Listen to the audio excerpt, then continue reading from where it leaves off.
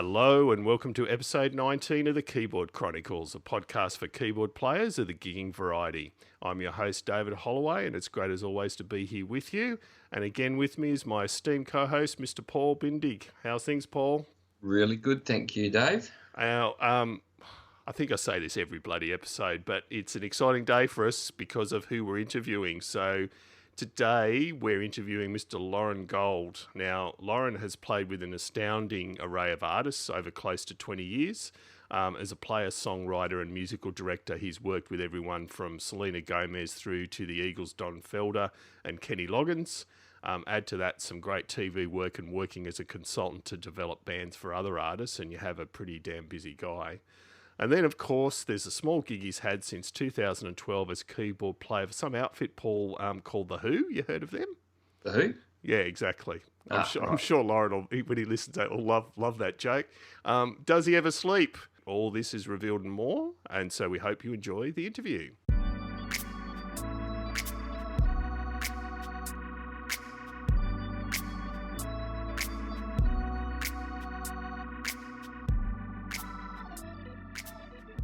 Hi, Loren. Thanks so much for joining us. Really appreciate it. Great to be here. How are you guys? Good, thank you. Fantastic, thank you. Most importantly, how are things going for you at the moment? How are you keeping busy in these very, very interesting times? You know, I'm spending a lot of time in my studio, but I also am getting out.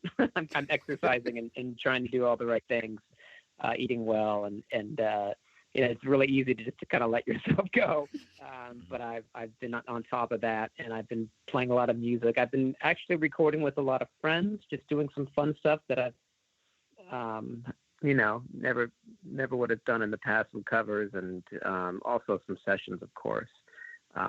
So I'm staying active and taking care of a lot of projects that I've been ignoring for 15 years.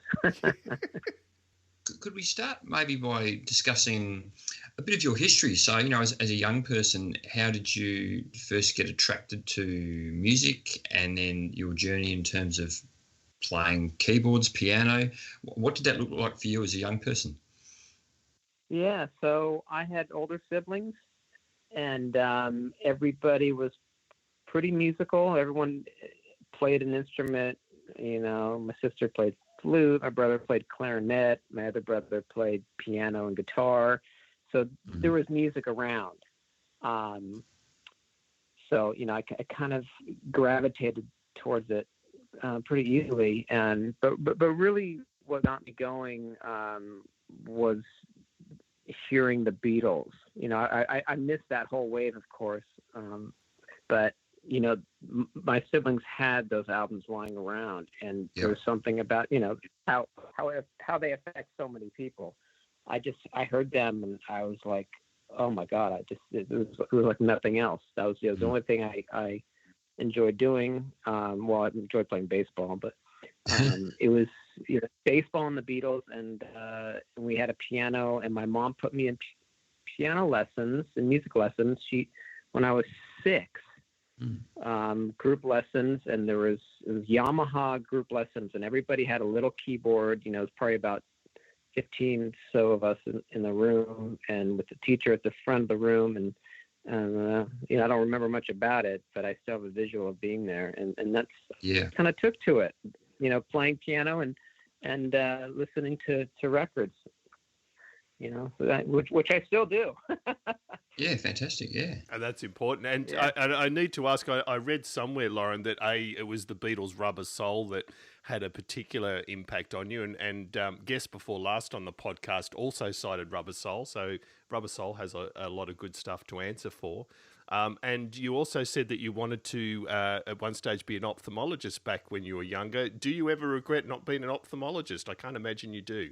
Wow, how did you pull that one out of the hat? It was an interview you did on YouTube. I found it. Oh my God, that's so funny. I can't believe I actually mentioned that. That was something I wanted to do when I was very young, and I think my best friend, he was the only one I'd ever told that to. So I must have said another interview. That's funny. I've never had, you know, you must be the second person that's asked me. No regrets at all.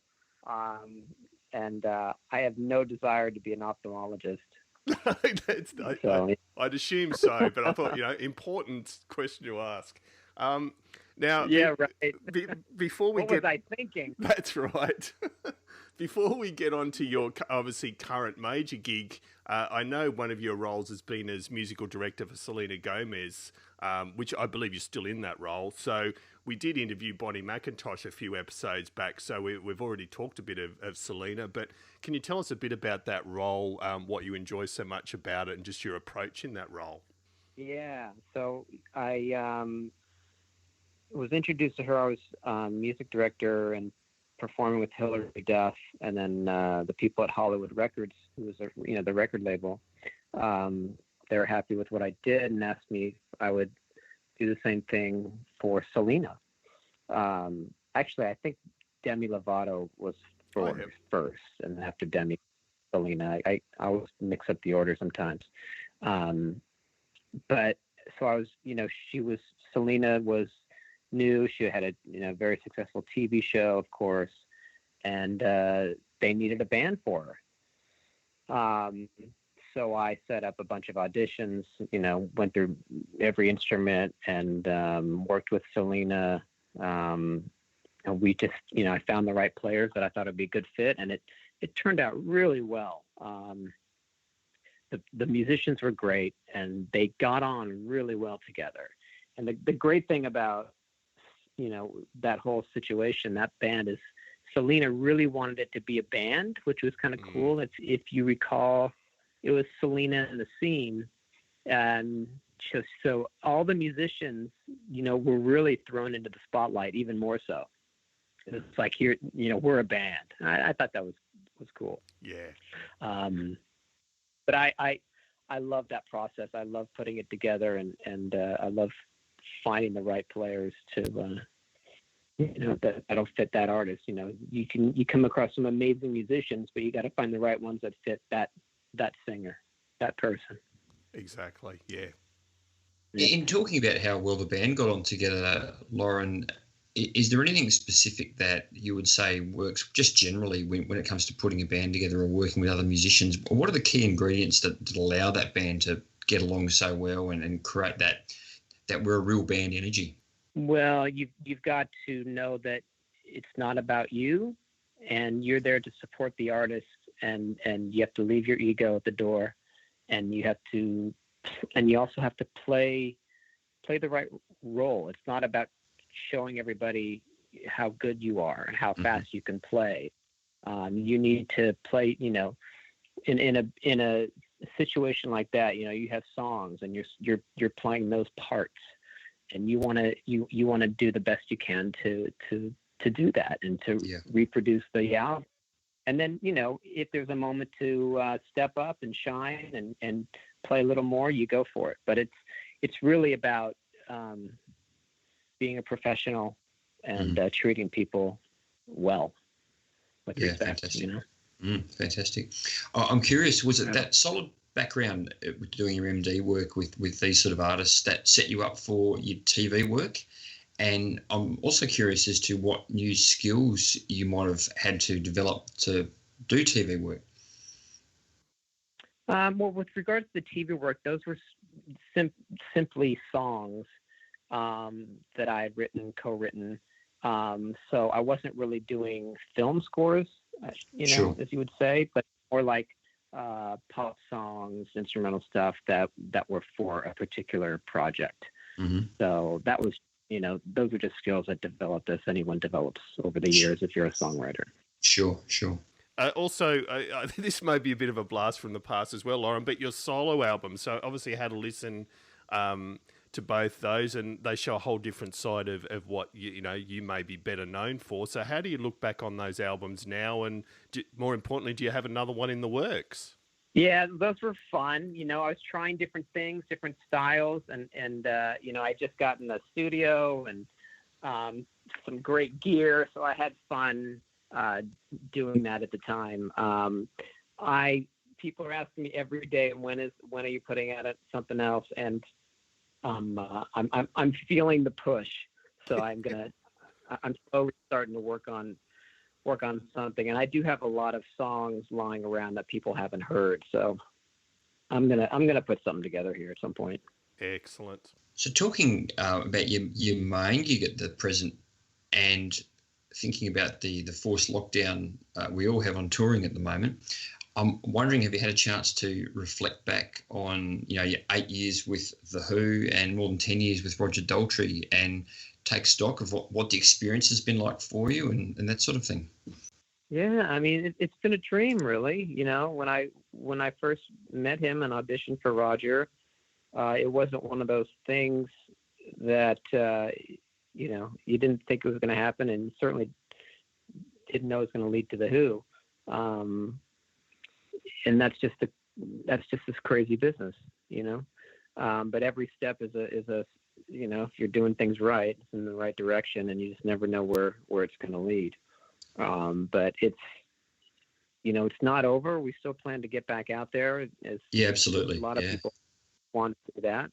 And, I spoke to Roger today, in fact, and, we're just ready to go.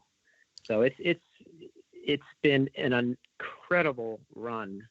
And, I think of some of those moments on stage and in front of these big arenas and stadiums. And it's just, I think about it a lot. And it's been great, to say the least. Yeah. And, sorry, Paul. Yeah, I was going to say, there's some of the standouts when you say some of those great memories that really do, keep you thinking about them after the fact. Yeah, on this last tour, I was, I have a big moment every night doing the introduction for Love Reign O'er Me. So, and I always come up with something different for each show, because I like to torture myself. But it's those moments that you think about, like we performed. I'm a big baseball fan, and we did a show at Fenway Park in Boston, this historic place.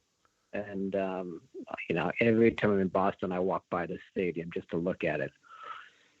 So I think about playing there and Albert Hall and, some of these other great venues, Philadelphia, the big stadium there, baseball stadiums. And I think about those moments where I'm playing and then looking out at the crowd and I just take it all in. And, it's been great. And this present tour, I'm going to say that we're currently on. For sure. We're on a very long break. It's pretty magical. So it's a great show, and I've been really enjoying it. Yeah, and I'm going to ask you a little bit more about that later too, because you've obviously got an orchestra and everything else, which is amazing. So, but I mean, a lot of people will likely to see your role as a great one to have, which I'm sure it is. But what are the aspects that really do get you jumping out of bed each morning, and what aspects do tend to be more of a grind for you? Well, I mean, the Who catalog. I mean, that gets me out of bed. I look at that set list every day at sound check and go, all right, this will do just fine. Yeah. It's very enjoyable. And, you look at the set list and sometimes you're like, hey, I can't believe it.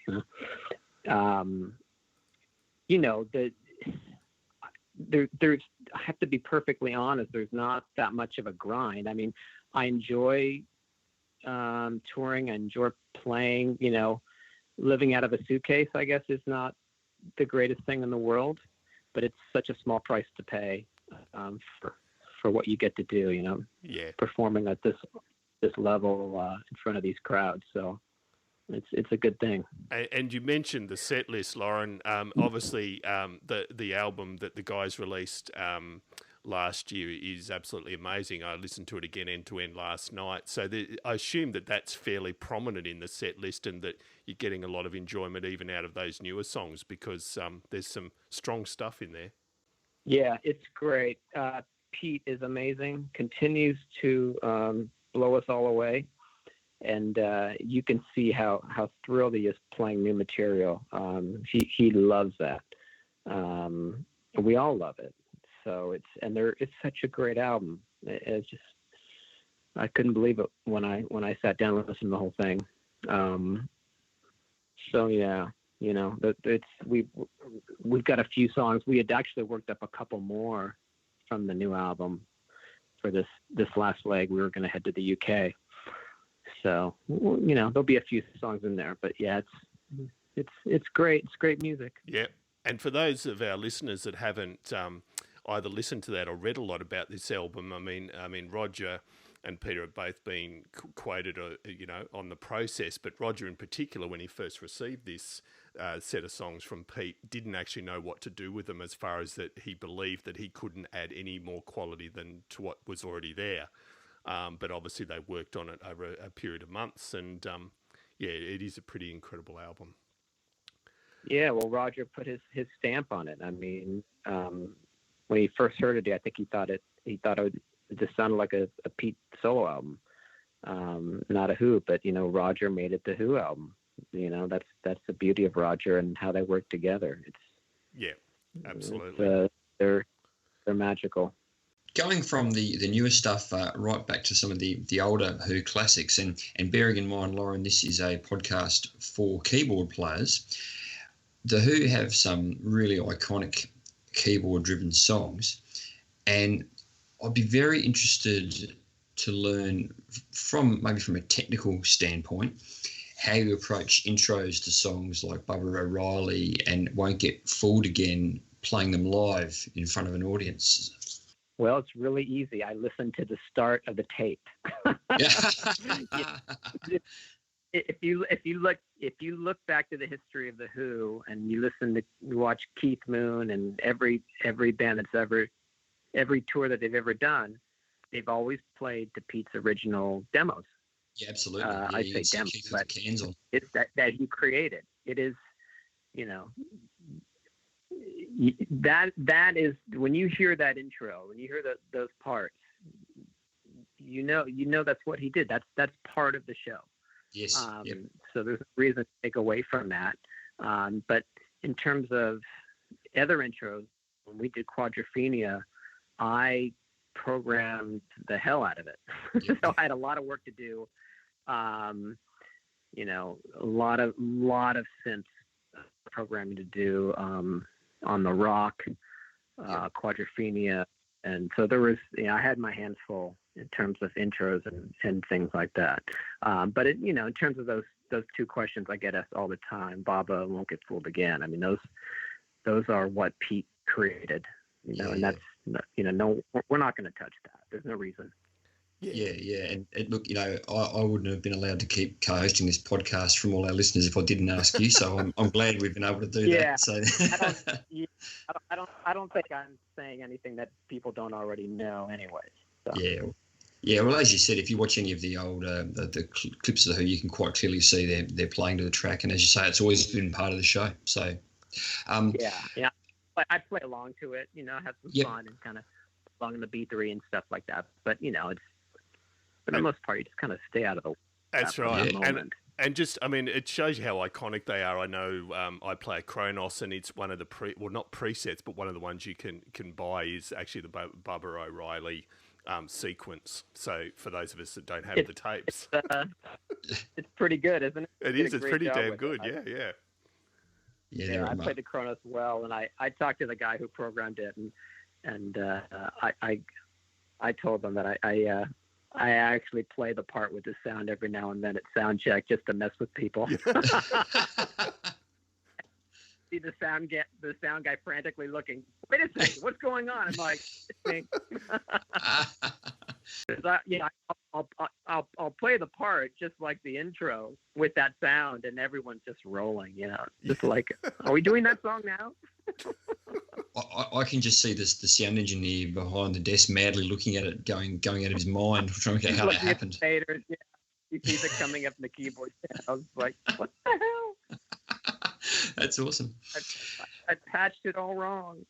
Hey, I wanted to ask you as well about thoughts on John Entwistle's contribution to the Who, and I don't know if that seems like a strange question to ask a keys player, but we're always thinking, I think, as keys players about, the frequencies and the patterns the bass player is using, and, making sure we're not tripping over each other.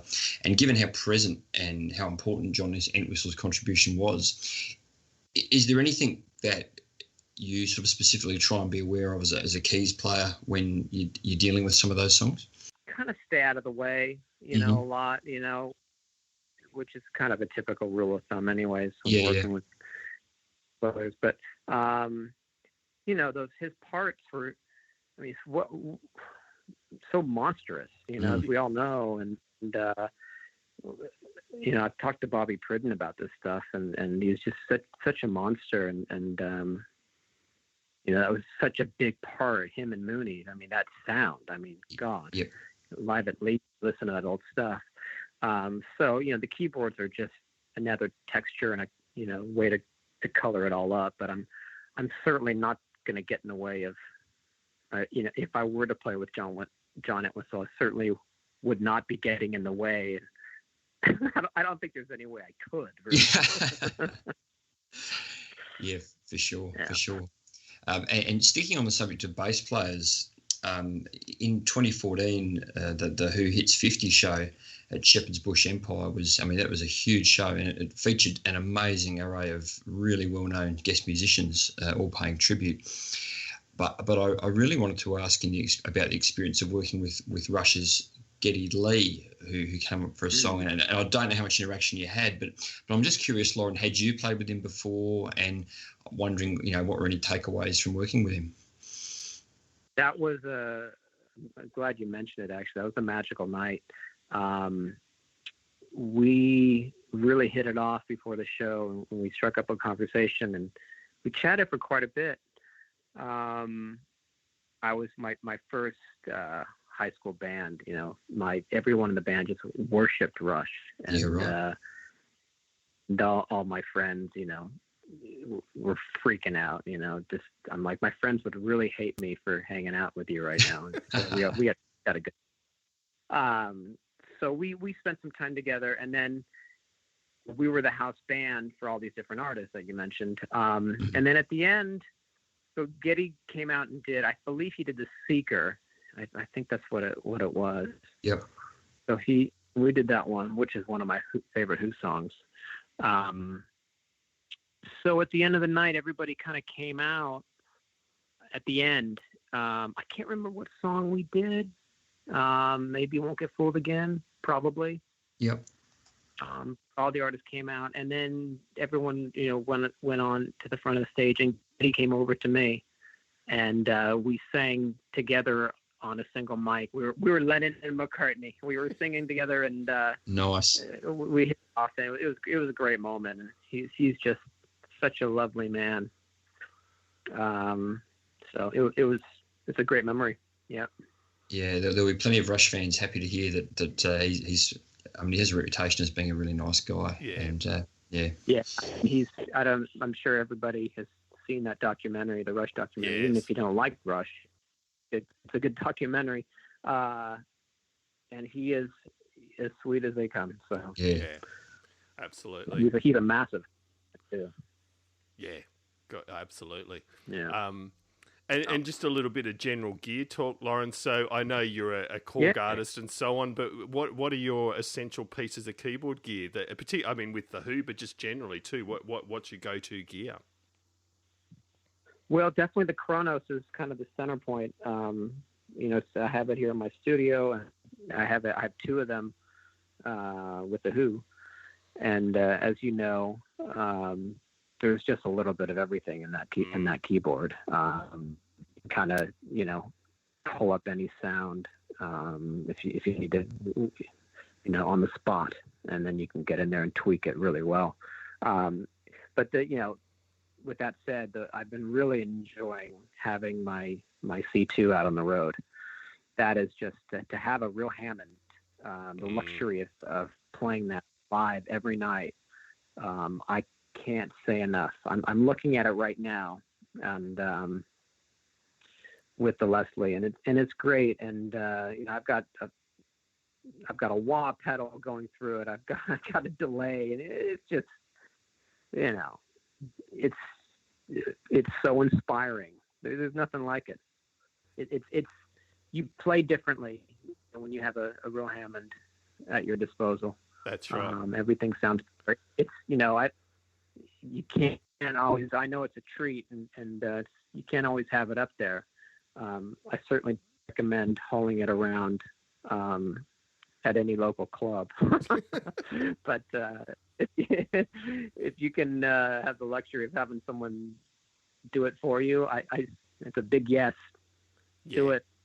and we have a lot of guests that obviously quite rightly rave about the B2 or the C2, and it is that feel of the keyboard itself and its responsiveness. And is that what does it for you? Yeah, it's exactly what you just said. It's weird. There's some incredible clones out there, and you know, I'll use them at times. That sound great, but something about the feel and the sound, it's just that much better. You know, I wish I could put my finger on it, but when you hear a real Hammond, you can, you know, there's nothing like it. Yeah. There's just nothing like it. And so just the whole response. And you've got the C2 and the two Chronicles. That's essentially your rig. Are you doing any sort of software integration, sort of main stage or gig performer or anything like that, or you don't really need to? No, none of that. I do have a Kurzweil, the PC3K, I believe is the model. And I've got a lot of my Quadrophenia stuff in there. I've had that keyboard for a while, so I've kind of built my world in there. So that, you know, that works really well. So those are my 4 hard keyboards, you know, physical keyboards that I use. So I'm not doing any virtual synths or main stage or anything like that. But you know, for the Who, this covers me and then some. So I'm in good shape. Yeah. And I, you know, one can act as a backup in case, you know, I think one time one of them went down. There was some kind of power surge or something, and I had to jump over to the other keyboard for a backup piano. So, you know, it's fine. You know, at the end of the day, with the Who, it's rock and roll. You can always just play on a piano. That's right. Pull up a piano, you know, and you'll be all right. Yeah, absolutely. It's a lot of meat and potatoes. There's lots of synth stuff, but you can always bring out the meat and potatoes. Yeah. You know, in a crisis. Exactly, and you're right. It's about the play. It's about the playing when you get to that stage, and that's probably another question I had. Is, as a player, what are the biggest lessons you've learnt over your career as far as gigging and how to be a good player? Yeah, well, I think each year, every time I play another gig, I learn something else. I've definitely learned how to listen a lot over the years. Listen to what the other musicians are doing. I love playing off of people, and of course, you know, if you have your moment, it's your moment. Like my Love Rain introduction, I can do what I want. But I've definitely learned so much from Pete, and just, you know, how he plays and how he's always listening. And, you know, each gig you pick something up, you know, there's always more to learn.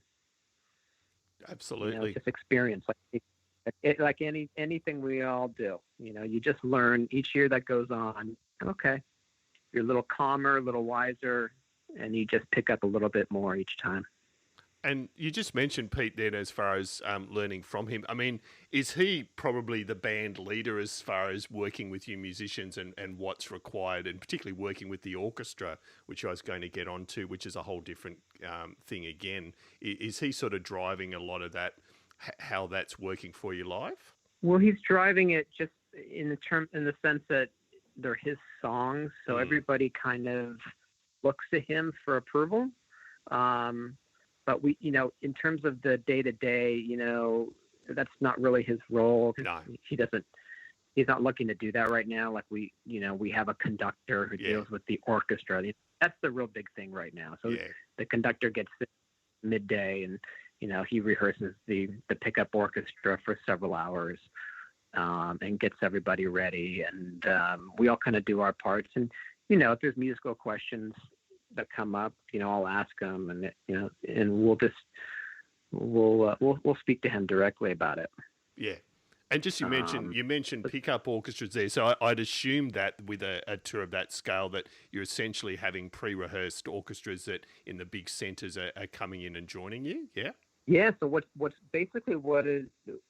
going on is every city we use a local orchestra.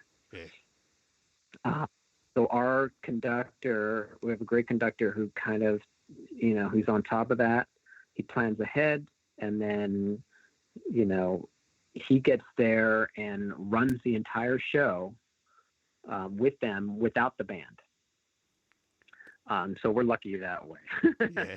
So we come in later in the day, and we just do a few numbers towards the end that they haven't done yet, or maybe they have. I think actually they have done them, but we just do a few numbers with them. Just our front of house can mix, and they get a feel of what it's going to sound like with the band, and we're all kind of, everything's okay. So and they're playing charts that have been written by David Campbell, which are amazing. I mean, he's the guy, and so it's a great show. It's a great show, and Roger just loves it. Yeah. So we're all anxious to continue to do some more of it. And silly question on the orchestra, Loren, do you find that the personality of each orchestra does shine out a little bit? Obviously, you've got charts and the formulation of the orchestra is somewhat the same, but do you still find between orchestras you notice some differences? Oh yeah, I mean you see them smiling and having fun. They are so excited to be playing this music. It's not the kind of show that they do very often. So they're sitting there playing Bob O'Reilly, and they just, you can kind of see on their face, they're so excited.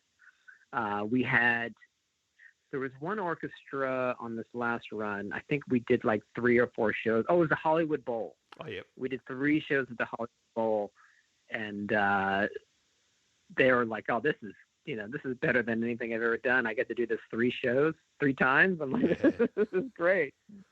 I'm like, "Yeah, I know." So, yeah, you see them, kind of having a little more fun and a little more relaxed, and I don't know. I get a kick out of it. It's different than Beethoven's Ninth, I'm sure. So, Loren, years of performing live, gigging, do you have any interesting or entertaining train wreck stories for us where maybe things didn't go quite as planned on stage? Train wrecks. So, let's see. Well, I had a gig many, many years ago. Kind of funny, but it was at a club with my original band, but it was a big night. We were headlining, I think. It was the Whiskey or something. And somehow the power went out in my world. So my keyboards were out the entire night. So I just thought I'd smile and not make a thing out of it, and just smile and mime and play my parts, even though I knew nothing was coming out. But the funniest part was when some girl came up afterwards and said, "You were amazing." So, I guess I don't need to practice, right? Just, just look good, smile. That is brilliant. No, love it. And I know you've already alluded to, Loren, what's on the horizon probably in the coming year. It's a bit up in the air depending on when you can get back out on the road with the Who. But aside from that, you got any other plans in the coming 12 months or so? Yeah, that's it. A lot of music. So I'm going to be writing a lot, collaborating, and working on my studio, learning new gear. There's plenty to do. But I hope to be doing something in front of a crowd sooner than later. Just we're still trying to figure that one out. Yeah. But I'll put stuff on my website and stuff, when things are happening. Yeah. And Instagram and all that stuff. And then the most fun question we ask every guest at the end of the show, and that's the Desert Island Discs question. So 5 albums, Loren, that you couldn't live without. Oh, he put me on the spot. Okay, let me think about it.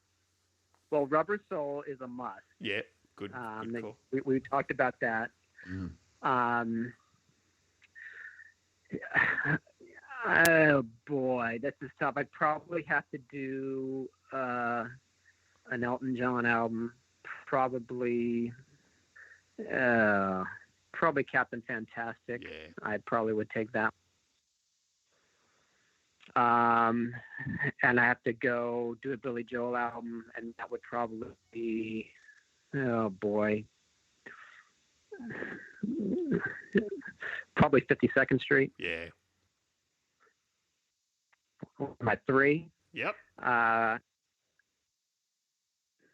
Stevie Wonder Talking Book. Nice. And Beach Boys Pet Sounds. There's so many on my. I could easily swap out one of those with the second Beatles album. Yes. But that's a tough one. And we have had a guest put in the whole Beatles mono box set to cheat. We have had that happen before. Oh, does that? Yeah. If that counts as one, that'll be one. Yeah, there you go. Yeah. No, look, Loren, thank you so much. It's been absolutely brilliant to talk to you, and we really appreciate it. And for our listeners, Loren's been particularly flexible because thanks to some technical issues at our end, this is our second attempt at the interview. So, yeah, thanks for taking the time. We really appreciate it, and we definitely look forward to seeing you out on the road. And I actually don't know the answer to this, but were The Who planning on coming to Australia as part of the tour? I actually hadn't looked into that. It was not planned. No, okay. I know there's been mention of it. Yeah. And I know The Who was there. I believe The Who was there right. I mean, I started with Roger in 2009. I think The Who was there right around there. Right. 2010. Yeah. You would know better than me, but yeah. And I love Australia. I haven't been there in a while, so I love it there. No, well, we hope to see you out here at some stage. And again, yeah, thank you so much for taking the time. Yes, thank you. Absolutely. Great to talk to you guys.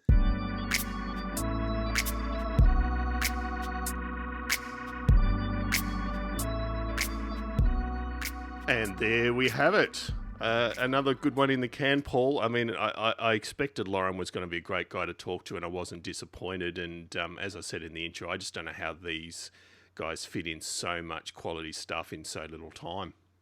Yeah, you have to be highly organised to get through the sheer volume of projects. And I'm just going to say I have quite a few friends who are extremely jealous that I've been able to talk to Loren. And how exciting is being on this podcast, Dave. It's such fun. Yeah, it absolutely is. And yeah, I had the same from a few friends. So no, a huge thanks to Loren for taking part. And I do recommend A, checking out his solo albums, but also B, if you haven't listened to The Who stuff in a while, and some people will say, well, is The Who the same when there's only 2 of the 4 of them? Their last album released last year is absolutely incredible. It got huge reviews at the time, and rightly so. So yeah, do check that out if you get a chance. And as far as checking things out, we'll be back in a fortnight or so, but just a reminder, you can keep in touch with us via a few means. So our website is www.keyboardchronicles.com. We're on Facebook at facebook.com/Keyboard Chronicles, and on Twitter at the Keyboard, the Seaboard. See, I must want one of those Rolly Seaboards. I think I do want one of them, actually. We're on Twitter at the Keyboard CHR1. And on good old-fashioned email at editor@keyboardchronicles.com. And if you'd like to become an official supporter, we do have a Patreon account where for the price of a coffee a month, you can help us go from strength to strength, and we do appreciate that. And that's at patreon.com/Keyboard Chronicles. And Paul, a huge thanks to you as always for joining. Well, thanks again for having me on the podcast, Dave. It's a pleasure. And most importantly, too, thanks to all of you out there for listening. We do appreciate it a lot, and we hope to see you back here next episode.